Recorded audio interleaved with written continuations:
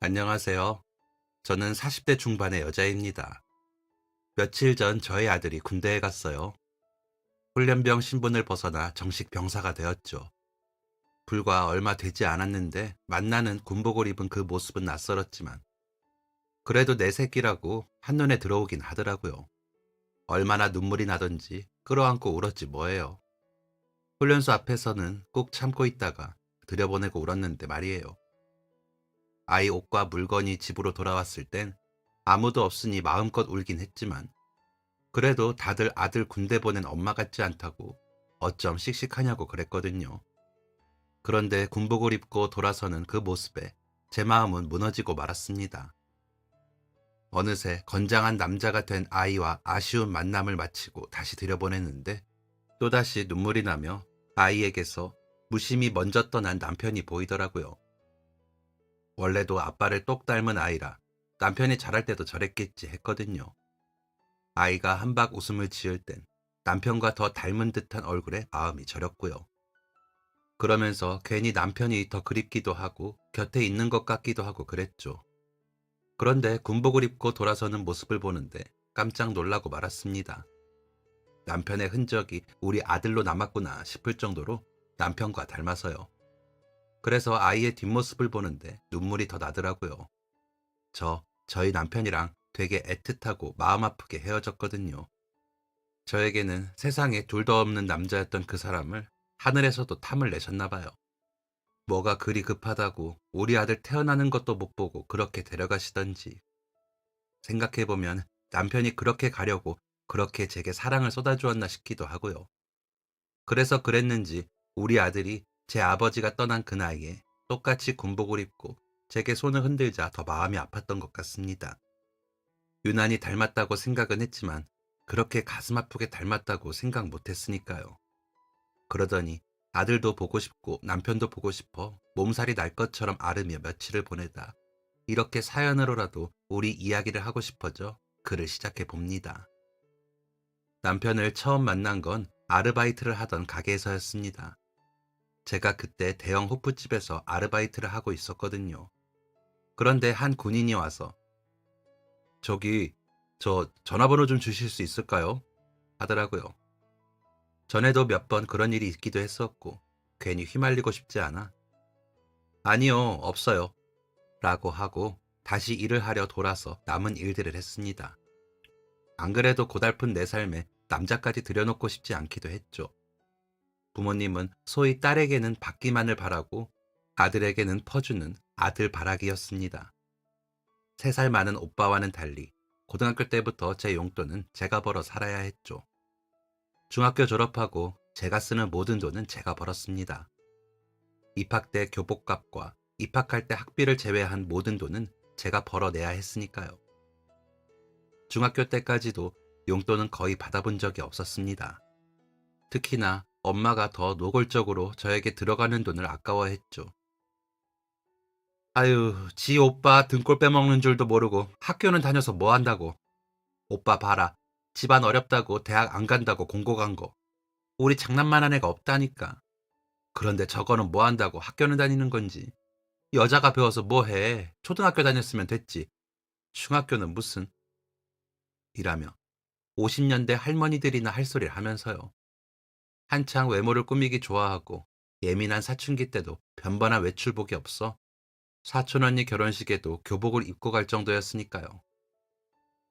학생이 교복이면 됐지. 다른 옷이 뭐가 필요해? 라며 눈을 흘기며 안 사주더라고요. 오빠는 그 당시 유행하던 유명 브랜드 청바지에 점퍼에 다 사입히고요. 집이 가난했냐고요? 아니요, 전혀 아니었습니다.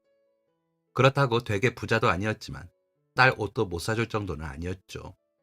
아버지는 은행에 다니던 은행원이었고 엄마는 시골에서 자라 가정주부였거든요.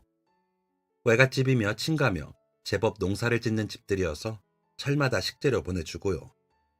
흔히 부르는 중산층의 집이었습니다. 그런데 저에게만 가난을 강요했죠. 여성용품 사는 것도 눈치를 봐야 했으니까요. 겨우 사줘도 감춰야 했습니다. 한창 사춘기인 오빠가 알면 신경 쓰이니 안 된다고 하더라고요. 그런 돈도 다 너희 오빠 돈인 줄 알고 났어. 감사하는 마음으로 라면서요. 중학교 3학년 때 입시 정할 때도 인문계 고등학교를 가서 대학에 가라는 담임선생님의 말씀에도 우겨서 취업이 가장 잘 된다는 상업고등학교에 갔습니다. 가서 성적이 좋으면 야간 대학에 장학금을 받으며 다닐 수 있다고 해서요. 집에서는 고등학교 가는 것도 반대하는 마당에 인문계 고등학교에 가는 것은 도저히 무리라는 제 말에 담임 선생님이 눈물을 글썽이실 정도였죠. 여자 선생님이시라 그런 제 처지를 유난히 마음 아파하셨거든요. 겨우 입학금과 교복값을 받고서 저는 엄청 구박을 받아야 했습니다. 고등학교를 졸업한 오빠는 취업을 할 생각도 없이 놀면서 남자는 군대 다녀오고 진짜 인생이 시작되는 거라고 하잖아. 어차피 대학은 안 가기로 했으니까 그 전까지는 좀 즐기고 싶어. 라는 말 같지도 않은 말을 하며 노는데 혹시나 용돈이 부족할까 물으면서 말이죠. 제게는 너는 이럴 때 돈 벌어서 오빠 좀 보태주면 얼마나 좋아? 아버지 월급은 잘 모아서 나중에 오빠가 쓰면 되잖아. 고등학교는 왜 가? 돈 쓰러 가는 거야? 하여간 일생에 도움이 안 돼. 라는 말을 하더라고요. 중학교 2학년 때까지는 부모님에게 대들어도 보고 울어도 봤습니다. 그래도 그때까지는 저도 자식이니 말로만 저러는 거라고 믿고 싶었습니다. 하지만 말로만이 아니더라고요. 저는 어쩌다 생겨 낳은 아이였던 거죠. 혹시나 오빠 뒷바라지를 할 때 도움이 될까 하는 기대를 했다고 하더라고요. 너 낳고 쓸데없는 딸인 거 알고 내가 얼마나 울었는 줄 아니? 미역국도 안 넘어가더라. 얼마나 분하던지. 속이 상해서 젖이 퉁퉁 붓는데도 물리지도 않았다니까. 라는 말을 웃으며 할 정도였으니까요. 그런 부모 곁에서 오빠는 더 으스대며 저를 종이나 노예 정도로만 생각했습니다. 집에 좋은 게 있으면 당연히 오빠 차지였고 같이 앉아 밥을 먹을 때도 고기 종류의 젓가락만 닿아도 눈짓이나 받으면 다행이었습니다. 손을 탁 치며 어디 여자애가 다른 것도 많은데 꼭 아버지 드시고 오빠 먹는 반찬에 손대야 하니? 너는 염치가 없으면 눈치라도 있어라. 진짜 애가 왜 이래? 이런 건 나중에 시집가서 아들 낳고 먹어. 라고 하더라니까요. 제가 잘못한 건 아들로 태어나지 않은 죄였습니다. 아들로 태어나 집안의 대를 잇고 형제가 합심하여 집안을 일으켜야 하는데 시집가면 그만인 딸로 태어나 집안의 보탬이 되지 않는다는 것이었죠. 그 덕에 엄마는 할아버지 할머니 산소에 절도 반밖에 못 올린다고 하더군요.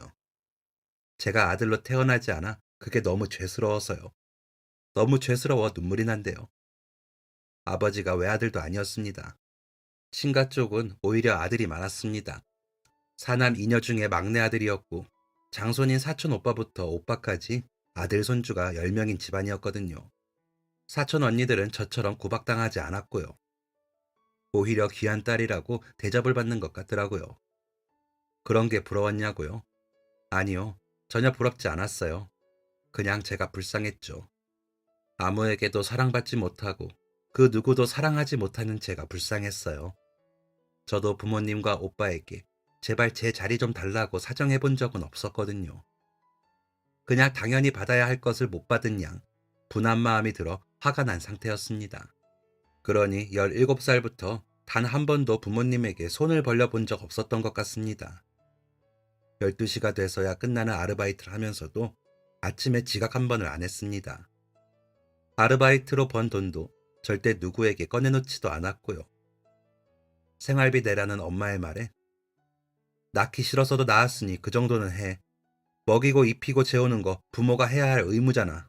의식주는 제공해야 하잖아.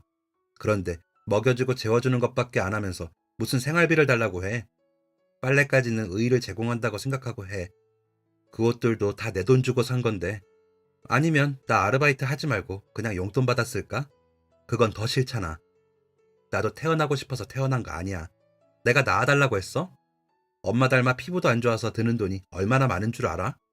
보태주지 않을 거면 뜯어갈 생각하지 마. 라고 담담하게 말하기도 했고요. 도시락도 제가 냉장고에 있는 반찬 챙겨 싸갔고 빨래도 주말까지 모았다가 제 건 제가 할 때가 많았는데 엄마는 가끔 가족들 빨래할 때 갇힌 돌린 빨랫값과 반찬, 밥값을 달라며 돈 타령을 하는 날들이 점점 늘어나더라고요. 그때마다 받아치는 말들이 저도 곱진 않았습니다. 점점 더 남보다도 못한 사이가 되어 눈빛만 마주쳐도 으르렁거리게 되었죠. 아빠는 그런 엄마 편을 들면서 저에게 차마 엄마만큼 모질게는 못하더라고요. 그래도 당연히 여자라면 그럴 수 있다는 생각을 하는 것도 같았고요. 오빠는 노느라 바빠서 집안에 그런 일이 있는 줄도 몰랐을 겁니다. 우연히 지나치다 볼 때마다 곁에 있는 여자들이 바뀌고 술에 취해 있었거든요. 멀리서 보고 아는 척도 안 하거나 일부러 다른 길로 돌아갔습니다. 밖에서까지 가족들하고 마주치고 싶지 않았고 그냥 걷기만 하는 것도 알게 하고 싶지 않았거든요. 그러니 제 인생이 얼마나 고됐겠어요. 마음을 의지할 곳이 한 군데도 없었습니다. 친구도 없었거든요. 매일 방과 후에는 아르바이트 하느라 바쁘고 쉬는 시간엔 공부하느라 바쁘고 그런 저와 함께 어울리려고 하는 친구들이 없더라고요. 물론 저처럼 열심히 하는 친구들이 더 있었던 것을 알긴 했지만 그 친구들은 집안 형편상 그래야 했던 친구들이었고 서로 바빠 같이 어울릴 시간이 없어 그냥 저 친구도 힘들구나 하고 말았습니다. 그렇게 바쁘고 힘들게 살면서 제 목표는 하나였습니다. 고등학교 졸업과 동시에 야간 대학이라도 대학을 가고 취업을 해 집에서 독립을 하는 것뿐이었죠. 그러고 나면 제 인생은 달라질 것이라 생각했습니다. 그래서 부지런히 돈을 모았습니다. 기숙사가 안 되면 고시원이라도 가려고요. 장학금을 못하면 등록금도 내야 했으니 부지런히 모으지 않으면 안 됐습니다. 그런 제 삶이 하늘에서는 덜 고달프게 느껴지셨나 봅니다. 은행에 가서 잔고 확인을 하고 넣어둔 통장과 도장이 감쪽같이 사라졌더군요. 보나마나 범인은 하나였죠. 엄마라는 사람이요. 분노가 솟구쳐 오르더군요. 한밤중에 안방문을 열고 내 통장 내놔! 라며 고래고래 소리쳤습니다. 잠이 들었던 아버지가 깨고 엄마가 일어나 깜짝 놀란 표정으로 보더라고요. 내 돈 어쨌어? 내 통장 내놔. 내가 그거 얼마나 열심히 모은 건데. 나 그 돈으로 대학 갈 거야. 돈 내놔. 경찰에 신고하기 전에 내놔. 라며 미친 사람처럼 소리를 치는데 엄마가 턱턱턱 오더니 저를 밀어버리더라고요. 오냐 오냐 하는데도 정도가 있어. 너가 여태 먹고 자고 입고 한 거 다 누구 덕이야? 어디서 돈을 내놓으래? 그래, 꽤 모으긴 했더라. 근데 그게 어떻게 네 돈이야? 이 집에서 네 물건이 어디 있고 네 돈이 어디 있어? 기껏 키워놨더니 기가 막혀서. 앞으로도 부지런히 모아. 그래야 너희 오빠 사업한다는데 보탤 거 아니야. 너희 오빠 그 착한 게 그러더라. 사업 잘 되면 부모님께 효도하고 너 번듯한 집안에 시집 보낸다고. 그런 오빠가 어디 있니? 고마운 줄 알아. 나중에 너 시집갈 때 더 챙겨준다니까 그런 줄 알아. 라고요. 고등학교도 겨우 나와 취직도 못하고 군대 간다며 빈둥거리는 사람이 무슨 수로 사업을 하고 돈을 벌어 저를 시집을 보내나요?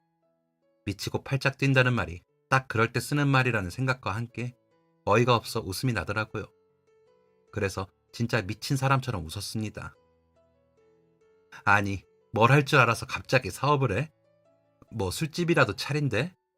제일 잘하는 게 술 먹고 여자 끼고 노는 거인 사람이 사업을 하긴 뭘 해?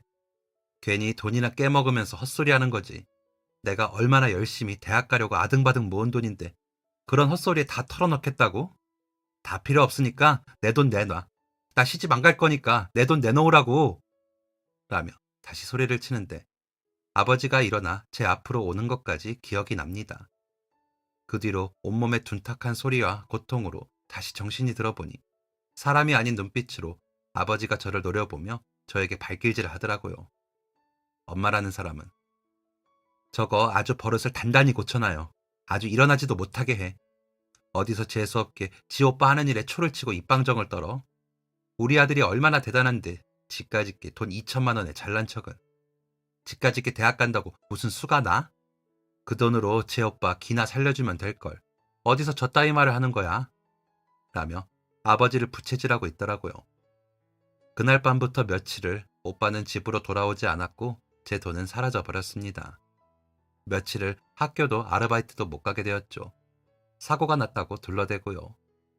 그때가 고2 겨울방학을 앞두고 대학 입시까지 딱 1년 남았을 때라 유난히 더 서럽게 느껴졌던 것 같습니다. 제가 세상에서 제일 불쌍하더라고요. 실업계여도 고3을 준비하는 교실의 공기는 달랐거든요. 취업을 하든지, 진학을 하든지, 어쨌거나 미래를 위한 선택의 시간이 될 테니까요. 자격증을 따기 위해 고가의 학원에 등록을 하기도 하고, 실습 추천을 받기도 하고요. 더 나은 미래로 나아가기 위해 노력하는 학생들 뒤에는 응원해주는 부모님이 계셔서 뭘 받았다, 뭘 해주더라 하는 소리들이 들리더라고요. 신경 쓰느라 몸이 축날까 한약을 지어준다는데 살찔까봐 싫다고 했다는 뒷자리의 친구의 말에 저는 몸이 더 쑤시고 아프게 느껴졌습니다. 한바탕 난리가 있고 며칠 동안 집에서 나오지 못하면서 저는 다시 다짐했습니다. 졸업과 동시에 이 집에서 나가 다시는 가족들을 찾지 않겠다고요. 그리고는 다시 1년 동안 취업 준비와 아르바이트를 하며 열심히 돈을 모았습니다. 이번에는 절대 뺏기지 않으려고 통장과 도장을 지하철역 보관함에 넣어놓고 매일 확인을 했습니다. 엄마에게 뺏기지 않으려면 그 수밖에 없더라고요. 그렇게 다시 졸업할 때까지 모은 돈이 800만 원 정도 되더군요. 자격증 시험 때문에 드는 돈이 더 많아 그런지 전처럼 모아지지 않더라고요. 집에서 최대한 먼 회사들로만 지원을 했습니다. 다행히 그중 3군데를 합격했죠. 부모님에게는 다른 회사 이름을 대며 취직했다고 했습니다. 그래야 나중에 저를 찾지 못할 테니까요. 다시는 가족과 만나고 싶지 않았거든요. 제가 취직을 했다고 하자 월급 매달 다 보내. 너 용돈은 내가 보내줄 테니까. 라며 당연하게 제 월급을 가져가겠다고 하더라고요. 일단 알겠다고 했습니다. 기숙사에 들어가니 짐을 싸야 한다며 짐을 쌌습니다.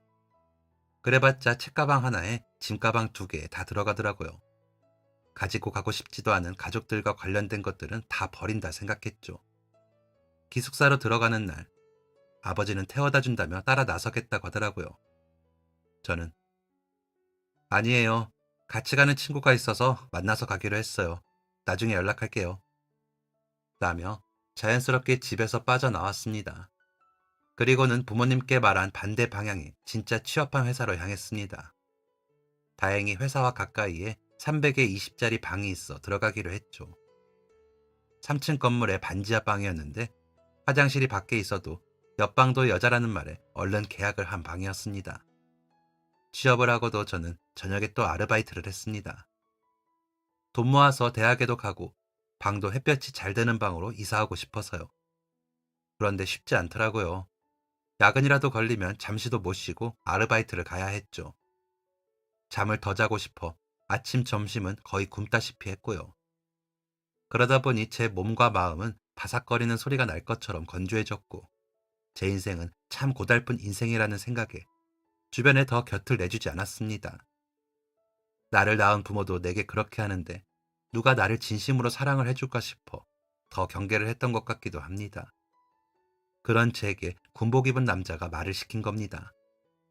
안 그래도 피곤한데 남자고 뭐고 다 귀찮고 힘들었습니다. 20살의 여자아이가 세상만사 다 귀찮고 고달파 의욕이 없었던 거죠. 그런 제가 일을 마치고 가게를 나서는데 군복 입은 군인이 앞을 막더군요. 아까 그 군인이더라고요. 늦은 시간에 길을 막아선 군인이 무서웠습니다. 그래서 제가 주춤거리자 손을 저으면서 아니에요, 아니에요. 저 나쁜 사람 아니에요. 제가 오늘 제대를 했어요. 그래서 친구들하고 술 한잔 하러 나왔다가 그쪽을 봤는데 너무 예쁘셔서요. 아까는 놀라셨죠? 제가 너무 갑작스럽게 그래서. 그런데 저 진짜 이상한 사람 아니고요. 진짜 너무 제 이상형이라서. 나는 그 사람에게 저 남자친구 있어요. 제가 좀 피곤해서요. 안녕히 가세요. 라며 스쳐 지나갔습니다. 그러면서도 무서웠죠. 혹시나 따라올까봐요. 혼자 사는 제가 나쁜 일이라도 당하면 어떻게 해야 하나 온갖 상상을 하면서요. 하지만 다행히도 상상 속의 나쁜 일들은 일어나지 않았고 무사히 집에 도착했습니다. 그렇게 며칠을 또 아무 일 없이 제 할 일을 하며 열심히 살았습니다. 제대로 먹고 자지도 않는데 돈은 왜 그렇게 드는지 만만치 않더라고요. 목표 금액을 채우기 위해서는 더 허리띠를 졸라매야 했습니다. 그러다 아르바이트 하는 가게에 새로 일하러 온 사람이 있다고 하기에 인사를 하고 일을 하는데 그 사람이 저에게 우리 잘 지내봐요. 전에는 미안했어요. 라는 겁니다. 무슨 말인가 싶어 그 사람을 보는데 누군지 모르겠는 거예요. 그래서 네? 라고 놀라 물으니 저 모르시겠어요? 며칠 전이라고 하더라고요. 그러면서 환히 웃는데 군인의 얼굴이 겹쳐 보이더군요. 더 크게 놀랐죠. 어, 군인? 이라며 말도 제대로 못하고 어버버거릴 정도로요. 그런 저를 보며 여전히 환하게 웃으며 네, 맞아요. 저는 김유석이에요. 나이는 23살이고요. 군대는 지원해서 다녀왔고요. 부모님은 고아라 안 계셔요. 다음 학기에 복학하려고 아르바이트 해요. 라고 하더라고요. 그렇게 환하게 웃는 사람의 얼굴을 바라본 게 얼마만인지 모르겠더라고요. 어쩌면 그때 처음 봤을지도 모르겠습니다. 저조차도 그렇게 웃어본 적이 없었고요. 그래서 그 사람에 대한 경계가 조금은, 아니, 많이 무너졌던 것 같습니다. 고아나 다름없는 제 신세와 고아라는 그 사람의 처지에 새삼스럽게 동질감을 느꼈을 수도 있고요. 어쨌거나 그 사람과 저는 갑자기 가까워졌습니다. 대학 생활에 대해 제가 묻기도 했고요. 다행히 좋은 후원자를 만났다고 하더라고요. 그래서 첫 등록금과 기숙사비를 지원받을 수 있었다며 환하게 웃더라고요. 나는 운이 좋았지. 고등학교 때부터 예쁘게 봐주신 분이라 학원비, 문제집값 도움 많이 받았으니까. 내가 군대에 가면서 이제는 동생들 도와주시라고 그동안 너무 감사하다고 했는데 제대하고도 도와주시더라고. 마지막이라고. 그래서 잘 저금해뒀어. 라는 그 사람의 목소리는 정말로 행복하게 들렸습니다. 그 사람은 마치 고아원이 아니라 좋은 집에서 먹고 자란 사람처럼 귀티가 났습니다. 아마 환하게 웃는 그 얼굴과 작은 것에도 감사할 줄 아는 여유가 그 사람을 그렇게 빛나게 하는 게 아닐까 하는 생각이 들 정도로요. 그래서 그 여유와 귀티를 배우고 싶었습니다. 너무 눈부시고 따뜻하게 보였거든요. 그럼 저도 그 사람 곁에서 같이 빛나게 웃을 수 있지 않을까 하는 생각도 들었고요. 그 사람과 알면 알아갈수록 나처럼 바스락거리고 건조한 사람도 그 사람 곁에서라면 따뜻하고 포근할 수 있지 않을까 하는 생각을 했습니다. 부족한 부분을 채우는 법을 배울 수 있게 되지 않을까 하는 마음도 있었죠. 대학에 가고 싶다는 제게 그 사람은 도와줄 수 있다며 웃었습니다. 진심으로 제가 원하는 것을 이루어내길 바라며 웃어주는 그 얼굴이 좋았습니다. 그러다 그 사람이 내가 섣부르고 쉽게 얘기하는 것처럼 느낄 수 있지만 우리 같이 지낼래? 나 2학년만 학교 더 다니면 되거든. 학비는 있어. 기숙사 안 들어가고 성이 너랑 같이 지낼 방 구하고 싶어. 너한테 신세 안 져. 너 혼자 지내는 게 위험해 보여서 그래. 결혼식은 내가 취직하고 하고 일단 지금은 혼인신고만 하자. 내가 성이 너 대학 가면 학비 다 댈게. 나 자신 있어. 라고 말하는 그 사람의 말이 무슨 말인가 한동안 이해를 하지 못했습니다. 갑자기 누군가 저를 책임진다는 말을 들으니 긴가민가 해서 이해가 안 되더라고요. 제가 어리둥절해 있으니 성희야, 내가 1, 2학년 다니면서 과외로 번 돈이 있어. 그 돈으로 좋은 방은 아니어도 둘이 지낼 옥탑방은 구할 수 있어. 너 아르바이트 그만두고 회사만 다녀. 내가 다시 과외 아르바이트 하면 우리 둘 생활비는 될 거야. 학비는 이미 지원해 주셔서 있고. 그러니까 너 이제 저녁에 아르바이트 그만하고 그 시간이라도 좀 편히 공부해. 너 대학 가고 싶다며. 회사 다니는 돈은 잘 모아두고. 나는 고아라 일찍 가정을 꾸리고 싶었거든. 그런데 너를 만났잖아. 너희 부모님께는 죄송한데 그래도 너 고생하는 거 이제 싫어. 덜 고생하라고. 라며 다시 그 사람이 설명을 하고서야 그 사람의 말을 이해를 했습니다. 제 보호자가 되어주고 싶다는 착하디 착한 사람을 저는 처음 봐 놀랐습니다. 제가 밝아지고 싶다고 생각하게 만들어준 것만으로도 감사한데 그런 저와 따뜻한 가정을 꾸리고 싶다는 그 사람의 말에 저는 눈물을 글썽였습니다. 제가 눈물을 글썽이자 그 사람은 품에서 금으로 된 아무 장식이 없는 반지를 꺼내어 제게 끼워주면서 내 색시가 되어줄래? 하더라고요. 누군가와 함께하는 삶을 상상도 못했는데 그 사람이라면 해보고 싶었습니다. 저희 둘이 함께 손잡고 동사무소에 혼인신고를 하러 갔습니다. 그 사람이 복학하기 전 이사를 해야 했기에 서둘러 집을 구했고 개강일 바로 전날 동사무소에 문이 열기도 전에 가서 기다렸다가 혼인신고서를 냈습니다. 증인은 저희가 일하던 호프집 사장님이 해주셨고요. 저희 혼인신고서에 사인을 해주시면서 잘 살아라 하시면서 축의금도 주시더라고요. 그 사람은 그 돈을 제게 주면서 이 돈 잘 가지고 있어. 복돈이 될 거야. 우리 성이랑 나는 아주 잘 살 거야.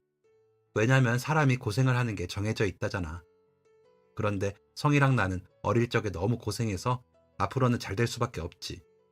그러니까 이제부터는 마음 편하게 먹고 하고 싶은 거 해. 라며 환하게 웃더라고요. 그 미소에 저는 남편의 우리에게 좋은 일만 남았다는 그 말을 더 믿었습니다. 그 믿음이 증명이라도 되듯이 저희는 행복했습니다. 남편은 열심히 학교에 다니며 저녁에는 과외를 했고 집에서는 제 공부도 봐줬습니다. 남편이 잘한다 잘한다 해주니 공부도 더 잘 되는 것 같았죠. 수능이 4개월 정도 남았을 때는 남편의 권유로 회사도 그만두게 되었습니다. 어차피 대학 가면 그때 가서 남편처럼 과외하거나 아르바이트 하면 된다면서. 그동안 일해서 모은 돈은 등록금에 진짜 나머지는 내가 다 할게. 미안해. 내가 등록금까지 해주고 싶은데 못 해줘서. 라며 저에게 죄스러워하는 남편에게 내가 미안하고 고맙지. 오빠 진짜 고마워. 나한테 그렇게 말해주는 사람은 내가 태어나서 오빠가 처음이야. 라며 눈물을 보였습니다. 진짜 너무 고맙더라고요. 제가 뭐라고 이렇게까지 해주나 싶기도 하고 미안하기도 하고요. 회사는 계속 다녀보려고 했는데 출근하는 길에 아버지를 멀리서 봐버린 겁니다. 제가 멀리서 보고 돌아서 집으로 와버려 아버지는 저를 보지 못했지만 어떻게 알았는지 아버지가 회사 앞에 와 있더군요. 제 추측이 맞다면 제가 다니던 고등학교에 가 제가 진짜 취직한 학교를 알아냈을 거라고 생각이 들었고 회사에는 전집 주소만 올라가 있어 살고 있는 집은 찾지 못할 거라는 생각이 들더군요. 일단은 아프다고 회사에 연락을 하고 그날은 회사에 나가지 않았습니다. 그리고 며칠은 새벽같이 일찍 출근을 했습니다. 퇴근은 제일 빨리 했고요. 바로 그만둔다고도 이야기했습니다. 그래야 아버지한테 안 잡힐 것 같더라고요. 사직서 수리는 일주일 만에 나서 얼른 정리가 되었습니다. 회사에서 아버지가 기다려도 저를 만날 수는 없게 만들고 싶었습니다. 가족이라는 존재를 생각만 해도 가슴이 두근거리고 숨이 막힐 것 같았거든요. 2년 만에 멀리서 본 아버지를 보고 뒷걸음치는 그 마음을 이해하실까요? 어쨌든 그 바람에 남편의 말대로 회사도 그만두고 공부만 하게 되었습니다. 그러고 있자니 괜히 불안하더라고요. 남편은 편히 쉬라는데 말이죠. 어릴 적부터 마음 편히 눈칫밥 안 먹어본 적이 없어서 너무 편하니 이상하더군요. 남편은 그런 저를 꽉 끌어안으며 우리 귀한 성이, 우리 예쁜 성이 다 잘 될 거야. 더 좋아질 거야. 우리 행복하게 잘 살 거야. 그러니까 힘내. 라고 해줬습니다. 그 마음에 보답을 하고 싶어 저는 열심히 공부했습니다.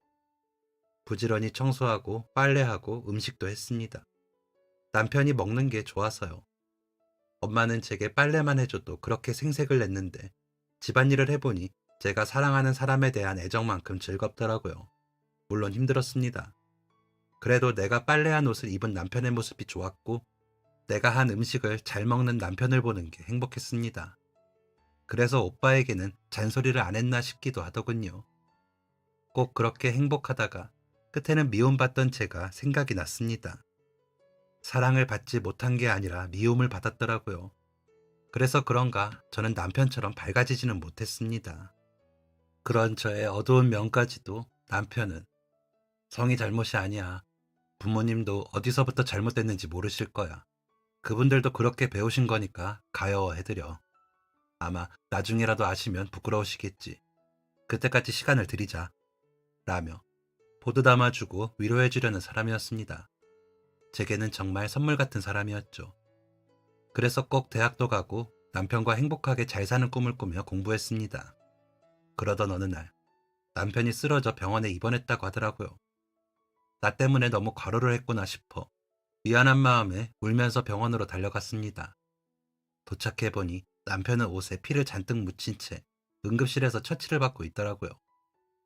남편과 함께 다니던 친구가 저를 보고 곁에 와서는 재수 씨, 유석이 아픈 거 알고 있었어요? 의사 선생님이 유석이가 백혈병 증상이 보인다던데 알고 있었어요? 라며 묻는데 저는 아는 게 없더라고요.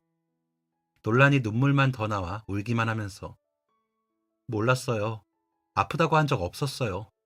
요즘 그냥 좀 피곤하다고 그러긴 했는데 라며 겨우 답을 하고는 울기만 했습니다. 남편의 병명은 급성 백혈병, 젊은 남자 환자라 오히려 더 위험하다고 하더라고요. 남편은 제 손을 잡고 미안해. 내가 우리 성이 행복하게 해준다고 했는데 이렇게 아파서 미안해. 라며 제게 미안해 하더라고요. 바보같이. 어린 저희는 들어놓은 보험도 없었고 모아놓은 돈은 금방 병원비로 사라졌습니다. 그 돈을 벌 때는 그렇게 힘들었는데 쓰게 되니 금방이더라고요. 저는 저희가 지내던 신혼집까지 다 정리를 하고 남편의 병원비에 보탰습니다. 옷가지만 남기고 다 중고가게에 팔았습니다. 그렇게 여윳돈을 만들었죠. 어차피 저는 남편 곁에서 있어야 해 병원에서 먹고 자고 했으니까요. 이식을 받기만 하면 희망이 있을 수 있다고 의사 선생님은 그러셨지만 저 말고는 남편의 가족은 없었기에 이식을 무한정 기다려야 했습니다. 저는 남편에게 이식을 해줄 수가 없었거든요. 할 수만 있다면 제 몸 안에 모든 걸 다 주고 살리고 싶었는데 말이죠. 남편이 고통 속에 괴로워할 때는 저까지 아파지는 것 같았습니다. 그렇게 아프면서도 남편은 틈만 나면 저를 향해 웃어주었습니다. 우리 성희한테는 너무 미안한데 나 진짜 장가 잘 갔다. 이렇게 아픈 남편 두고 도망 안 가고 간호해주는 천사 색시라니 고마워.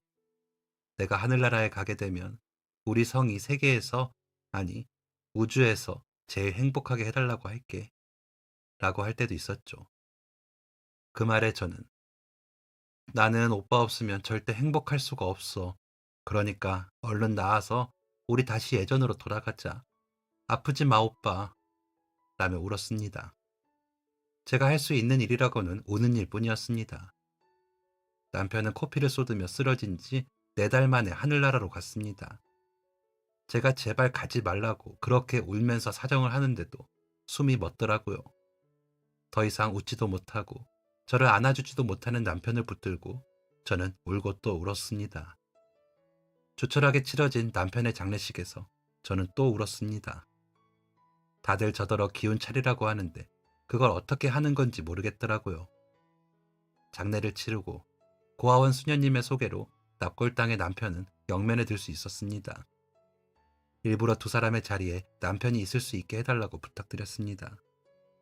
저도 언젠가 생을 마감한다면 남편 곁에 함께하고 싶어서요. 그렇게 울었는데도 눈물은 계속 흘렀습니다. 정신도 못 차리고 울었습니다. 수녀님이 저를 데리고 가주셔서 남편이 자란 보육원에서 쉴 수 있었습니다. 한 이틀은 아무것도 먹지도 못하고 작은 방에 누워만 있었습니다. 자다 깨서 울고 울다 잠이 들고 다시 자다 깨서 울면서 잠들었습니다. 도저히 정신이 차려지지 않았습니다. 남편이 너무 보고 싶었고요. 그런 제게 수녀님은 죽을 끓여다 가져다 주시며 요셉이 하늘에서 울겠어요. 성희 씨도 성희 씨 삶을 살아야 요셉도 하늘에서 마음을 놓고 기다리죠. 라고 하시는데 그제야 남편이 내가 이러고 있는 걸 싫어하겠다 싶으며 정신이 나더라고요. 정신을 차려보니 장례를 치른 지 5일 정도 되었더라고요. 그러고 나자 외로움이 밀려들면서 앞으로 어떻게 해야 하나 하는 생각이 들었습니다. 장례를 치르고 나니 갈 곳도 없더라고요. 제 수중에 남은 돈은 300만 원 정도였고요. 그런 제 마음을 아신 것처럼 수녀님은 혹시 갈 곳은 있어요? 듣자 하니 병원비가 많이 들었다면서요. 라고 물으시더라고요. 네, 안 그래도 갈 곳이 없네요. 갑자기 일자리가 나지도 않고요. 라며 웃었습니다. 모든 게 허탈하고 허무하게 느껴졌지만 당장에 갈 곳이 없어 걱정이 드는 게 어이가 없어 그런지 저도 모르게 실소가 나더라고요. 수녀님은 그런 저를 가만히 보시더니 당분간 여기서 우리를 좀 도와주면서 갈 곳을 정하는 건 어때요? 요셉이 내가 문병 갔을 때 성희 씨 부탁을 하기도 했고요. 나도 뻔히 갈 곳 없는 성희 씨를 내보내기가 마음이 쓰이고요. 라고 하시더라고요. 아픈 와중에도 제 걱정을 했다는 남편의 이야기를 전해 들으니 또 눈물이 났습니다. 바보같이 착하기만 한 사람이 저만 위해주다가 진짜 천사가 되어버린 거죠. 그렇게 저는 보육원에서 음식도 하고 빨래도 하면서 지냈습니다. 한 달 정도 그렇게 지내다 보니 마음이 많이 차분해지더라고요. 그곳에서 남편의 동생들과 지내며 남편의 어린 시절을 상상하기도 했고요. 그러다 봉사를 오시는 성도님 중 한 분이 제가 일하는 걸 보시더니 아시는 분 댁에 소개를 하고 싶다며 손이 야무져서 잘할 것 같아요. 그 사모님이 성품이 좋으셔요. 교양도 있으시고요. 자제분이 안 계셔서 적적하셔서 말상대할 젊은 사람이면 좋겠다고 하시더라고요. 그 사모님도 나이 안 많으시고요. 월급은 넉넉히 주신다고 하시고요. 라고 하시더라고요. 처음에는 남의 집 일이라는 말에 좀 꺼려졌지만 점점 괜찮겠다는 생각이 들었습니다. 남편과 함께 일 때 살림하면서 재미있었던 기억 때문인지 하고 싶었습니다. 사실 보육원에 언제까지 신세질수만도 없었던 이유도 있었죠. 그래서 소개를 받아 찾아간 곳에 가 면접을 보게 되었습니다. 단아하고 기품 있는 모습의 사모님은 저를 보시자마자 보기 좋게 미소 지으시더니 내가 상상하던 것보다 더 훌륭한 사람이 와주었네요. 어때요? 아직 젊은데 해볼 수 있겠어요? 라고 물으시더라고요. 너무 나긋나긋하게요. 그 말투에 저는 단번에 열심히 하겠습니다. 라며 인사를 다시 했습니다. 좋으실 것 같더라고요. 그래서 믿져야 본전이라는 생각에 대답했죠. 그렇게 그 사모님 댁에서 일을 하기로 하고 저는 가까운 곳에 있는 고시원과 여인숙을 돌아보며 당분간 지낼 곳을 찾았습니다. 그중 가장 저렴한 고시원 방에 짐을 풀고 누웠는데 또 눈물이 나더라고요. 남편이 너무 그립고 지난 5개월간의 일이 다 꿈이면 좋겠다 싶어서요. 잠에서 깨면 이 악몽에서도 깨어 남편이 웃고 있길 바랐습니다. 하지만 다음날 아침에도 저는 고시원에서 눈을 떴습니다. 출근해 옷을 갈아입고 아침 식사 준비부터 하고 있는데 정신없는 와중에 제 뱃속에서 무언가 꿈틀거렸습니다. 깜짝 놀랐죠. 갑자기 제 배가 움직이니까요. 너무 놀라 제가 그 자리에서 주저앉으며 어머나 했더니 인수인계 해주시던 전에 일하시던 아주머니께서 어머 새댁 왜 그래? 라며 놀라 물으시더라고요. 그래서 뱃속에서 뭐가 움직여요. 뭐가 있나 봐요. 했더니 어머 새댁 임신한 거 아니야? 몰랐어? 애가 움직일 정도면 6개월은 됐겠네 하시더라고요. 머릿속에 별들이 날아다니는 기분이었습니다. 아기라니 상상도 못했습니다. 남편이 아프고 장례 치르고 하다 보니 제 몸이 변하는 걸 몰랐던 거죠. 사정을 말씀드리고 가까운 산부인과로 향했습니다. 임신이 맞았고 6개월 3주 정도 되어 보인다고 하시더라고요. 진료실에서 나와 초음파 사진을 들고 산모 수첩을 받으면서 울었습니다. 남편이 저 살라고 선물을 주고 간 것 같다는 생각에 눈물이 나더라고요. 사모님께는 제가 몰랐는데 임신이었더라고요. 죄송합니다. 제가 다른 일하실 분을 구하실 때까지는 일하겠습니다. 너무 죄송합니다. 라고 했죠. 그러자 사모님은 저에게 지금 고시원에서 지낸다고 했죠? 그러지 말고 우리 별채에서 지내요.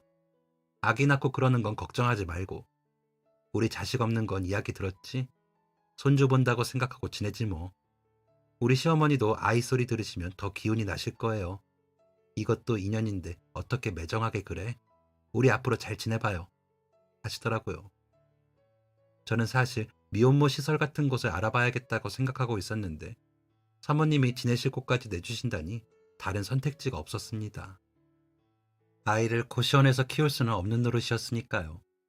제가 좋고 말고는 중요하지 않았습니다. 아이가 제일 우선이었죠. 그런데 그 집만큼 제게, 아이에게 좋은 환경은 없더라고요. 아이가 태어나기 전에 일을 익히기 위해 열심히 일했습니다. 거의 큰 사모님의 말벗을 해드리거나 다과 챙기는 일을 했습니다. 큰 사모님은 제가 복덩이라며 예쁘다 예쁘다 해주셨습니다. 그런 저에게 사모님은 나이도 어린 사람이 똑순이라며 칭찬을 해주시더라고요. 칭찬받은 만큼 더 열심히 일했습니다. 칭찬받으니 힘이 절로 나더라고요.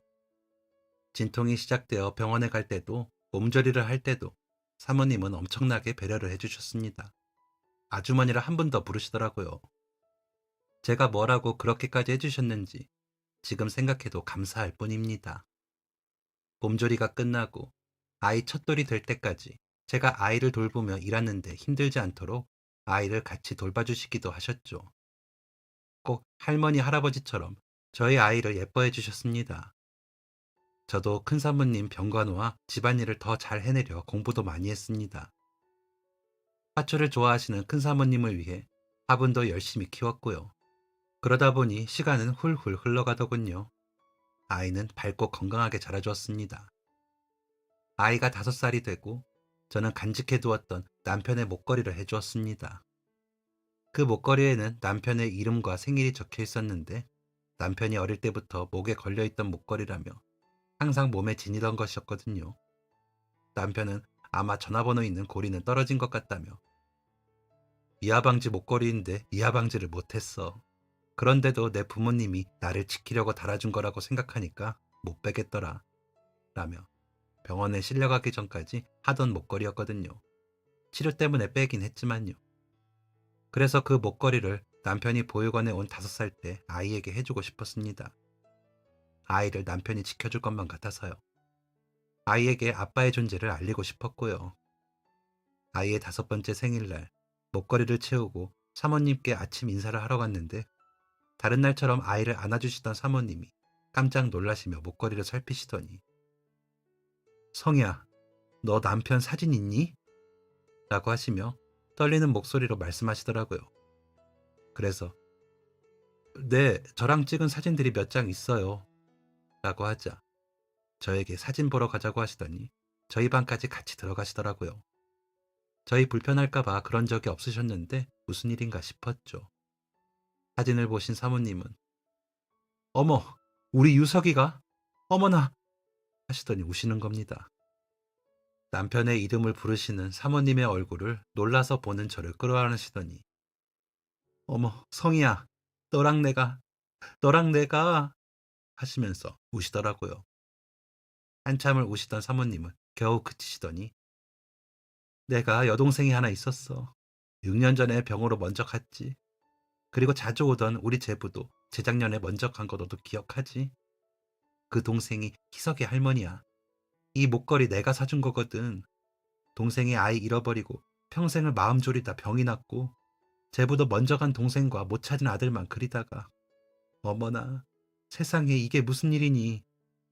라고 하시면서 다시 우시는데 너무 기가 막힌 이야기라 눈물도 안 나더라고요. 그런 저를 쓰다듬으시더니 어쩐지 처음부터 내가 정이 가더라. 어머나 다행이다. 이렇게 우리 유석이를 내가 찾아서 다행이야. 하시면서 우시더라고요. 그제야 저도 사모님, 아니 이모님을 끌어안고 함께 울었습니다. 남편의 말대로 목걸이 거리 부분에 집 전화번호가 적힌 막대 모양이 떨어졌고 목걸이 펜던트 부분에 이름과 생년월일만 남은 게 맞더라고요. 목걸이 펜던트는 이모님이 디자인을 하셔서 기억을 하고 계셨던 거고요. 아이가 없으신 이모님 내외부는 조카를 유난히 예뻐하셨는데 이렇게라도 찾아서 너무 다행이라며 좋아하셨습니다. 많이 우셨지만요. 저에게는 우리 조카 며느리인 거 알았으니까 우리 더 잘 지내보자 하시더라고요. 그 후로도 별로 달라진 건 없었습니다. 전부터 워낙 잘해주셨으니까요. 달라진 건 진짜 가족이 되었다는 거죠. 계속 할머니 간병도 하고 말벗도 했고요. 집안일도 부지런히 했습니다. 그 모습이 예쁘다고 저 대학 가라고 하시더라고요. 그런데 아이 학교 가면 할게요. 아이 중학교 가면 할게요 하다가 아이 대학 들어가고 사이버 대학교에 합격해 지금 3학년에 다니는 중입니다. 그리고 여전히 이모님과 지내고 있고요. 남편은 여전히 그립고요. 그 사람 아니었으면 저는 지금처럼 행복하지 못했을 거니까요. 이모님도 남편이 만나게 해준 것 같아요. 그쵸? 아이에게 편지를 한 통 더 써야겠습니다. 이제는 저녁에 문자도 되지만요. 아이가 제 편지를 보며 저처럼 환하게 웃어주길 바라거든요. 저도 이제 환하게 잘 웃는다고 남편에게도 편지도 쓰고요. 이 봄날 여러분들도 사랑하는 마음을 담아 좋은 사람들에게 편지 한 통 써보시는 게 어떨까요? 더 듣기 전에. 지금까지 사연 들어주셔서 감사합니다. 사연이 재밌으셨다면 구독과 좋아요를 눌러주세요. 감사합니다. 안녕히 계세요.